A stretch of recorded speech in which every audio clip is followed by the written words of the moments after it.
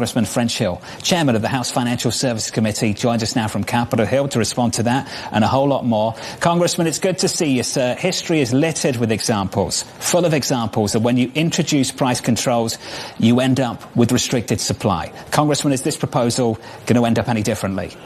Well, happy New Year, Jonathan. Great to be with you. Congratulations on becoming a dad. So happy for you and your family.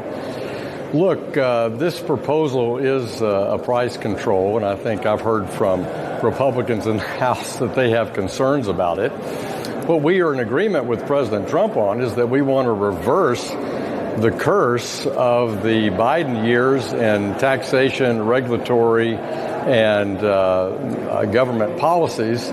So we want to work to pass my 21st Century Housing Act, which would lower home construction costs. We want to pass the Main Street Capital Access Act, which would lower compliance costs and refocus the bank regulators on safety and soundness, tailoring regulations to bank complexity.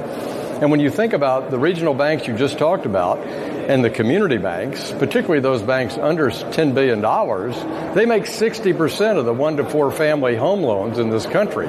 So we believe that with the tax benefits from the One Big Beautiful Bill, lowering compliance costs, focusing and tailoring regulations, and focusing on dropping the regulatory burdens and trying to build homes in this country, these are bullish signs for the GDP, for the nation. We don't want to do anything that throws off that gross domestic product. And one of the things I heard from colleagues is 2/3 of GDP in the U.S. is consumption. And so if credit availability is denied or reduced, that could impact growth for 2026. Congressman, do you think the proposal as it stands could have a chilling effect on credit?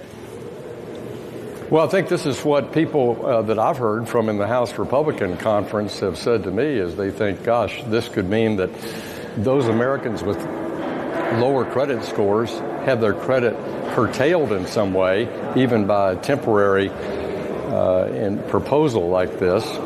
And, you know, we've campaigned against the government price controls in the 2024 election and Kamala Harris's efforts to put in nationwide rent control, for example.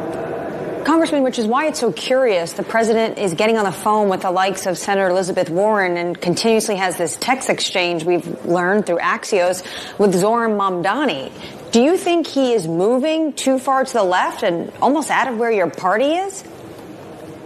Well, I just think that Republicans want to work with President Trump to accomplish his goal, reverse the curse of the Biden policies and regulation, taxation, open up the economy besides our tax policy and the Big Beautiful Bill. I really believe that our Main Street Capital Access Act will make capital more available for small businesses all across the nation, produce economic growth, particularly in the home building area. Mike Flood's 21st Century Housing Bill that we put together lowers regulatory costs on building new homes, opens up things like the HOME program and the CDBG program to private sector partnerships to build more housing. We want more housing available. We want better prices, and that's the tack that we're taking. I think these are the priorities of the president. Congressman, as the chair of the Financial Services Committee, have you spoken to Chair Jay Powell since the subpoena was delivered to him from the DOJ? I have. Chairman Powell called and told me that this process was taking place. And does he have plans to come to the Hill to testify?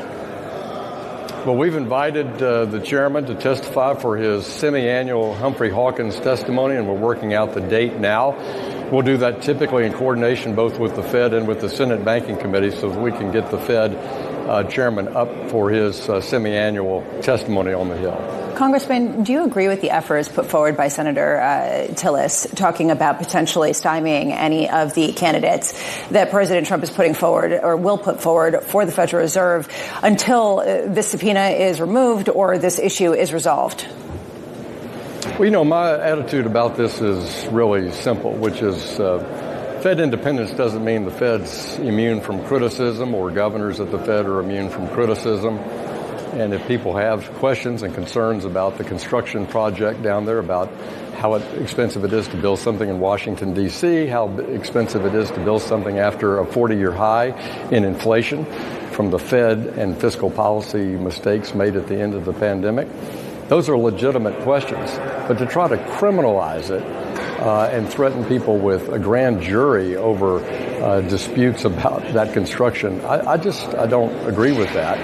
And I think the Congress can do oversight about the construction project. And I think, as I said in my statement, I think this is a distraction from our partnership with President Trump in lowering cost of living for our citizens through increasing access to capital, lowering the cost of building a home in this country, getting the economy growing, along with all the improvements, the tremendous improvements we've had for working families that we passed in the One Big Beautiful Bill last year. Do you think that it's actually illegitimate, this particular subpoena? Well, I don't know that it's illegitimate because I'm not at the Justice Department and I'm not the U.S. Attorney for the District of Columbia. I'd say it is, in my personal opinion, an overreaction to concerns about the construction at the Fed, and I don't agree with that approach. You've been friends with him for decades. Do you think he added to this distraction by coming out with a rare video as the markets were opening up in Asia instead of just replying to the subpoena? Yeah, I think we'll always second guess whenever we make a public statement as a public figure. I won't second guess the decision that he took about that. I'll just let it play out the way it is. But I do believe that trying to criminalize that kind of behavior, I just don't agree with that. How delayed do you think this could make going through the process of the next Fed chair? Well, I think it could throw it off track. I think it's a distraction to Treasury Secretary Bessent's very able partnership with the president to identify a new Fed chair, something they've worked on for months. And the president has had interviews consistently over the last few weeks, and he's close to taking a decision. And that this decision, whoever made the recommendation to do this, I think was a mistake, because I think, as I've said, it distracts from our economic agenda, benefiting working families with lower cost and more accessibility to capital and housing. And it's a distraction to Treasury Secretary Bessent and President Trump's excellent work to identify a new leader for the Federal Reserve, something that we want, and we want clarity on Capitol Hill. So that's why I think whoever made a recommendation like this was not wise. It hasn't been a distraction for markets, though. They pretty much shrugged it off.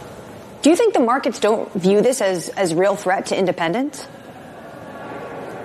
That's possible. I don't know that it's a threat to independence. I think it's a distraction to the work we're trying to do here to move the economy forward, to complement the big tax changes we made to benefit working families last year. We want to do the same thing this year to open up regulatory policy, make it easy not only just to permit the growth of the energy industry in the country and critical minerals. These are goals of the president, but we also want to reduce that regulatory burden on housing construction and capital access for the American economy. And if we don't have a nominated and confirmed Federal Reserve chair, that's a distraction to getting that done in the right way. And I think it throws the president's mission off track. That's why I called it a distraction, and I'm sticking with it. Congressman, always appreciate your time, sir, and thank you for the congratulations. I promise you this, I'll introduce the little guy to SEC football later this year. I can't make a promise that he's going to be a Razorback fan, though, okay? It's got to be a winning team, French. That's something we got to talk about.